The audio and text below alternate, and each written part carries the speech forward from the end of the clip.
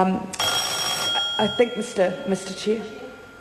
I call the honourable member Jackie Dean. Yeah, thank you, Mr. Chair, for the opportunity to speak on the committee stage of the Courts and Criminal Matters Bill, and it is a worry that surveys show that around $672 million worth of fines, which also includes reparation, is unpaid, and I don't think that is a particularly fine figure, and the public's perception of the court find that over half of respondents believe that offenders can avoid paying their reparations or fines, and that's not a good situation for those of us who wish to uphold the law. And so to this House comes the Courts and Criminal Matters Bill, which I have to say was considered before I was a member of this committee, but on reading this bill there are several very good aspects to it, and so confining my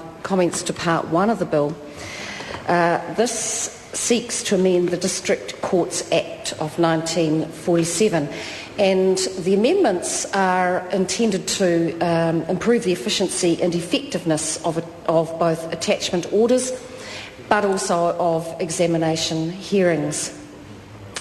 Now, attachment orders require mandatory deduction from wages and also benefits in order to pay debts. And alongside examination hearings, those are the most common and effective civil debt enforcement processes. However, to date they have been somewhat cumbersome and also put a bit of a burden on those people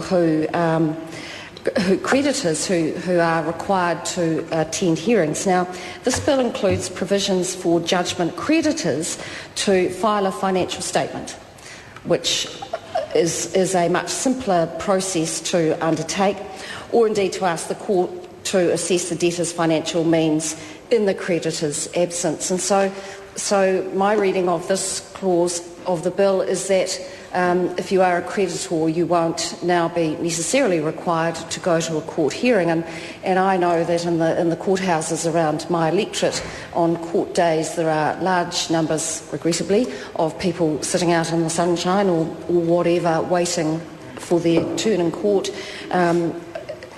Arguably a waste of time if you're a creditor to have to take time off work or your normal daily activities. And so this aspect, part one of this bill, is commendable, and when it is implemented I'm pretty sure it's going to be finding favour with those creditors who find themselves unwittingly and unwillingly caught up in the court process. This whole bill, this Courts and Criminal Matters Bill, represents the most comprehensive legislative improvements for the recovery of unpaid fines and also civil debt, and this goes back 12 years. So I commend part one to the House. I call the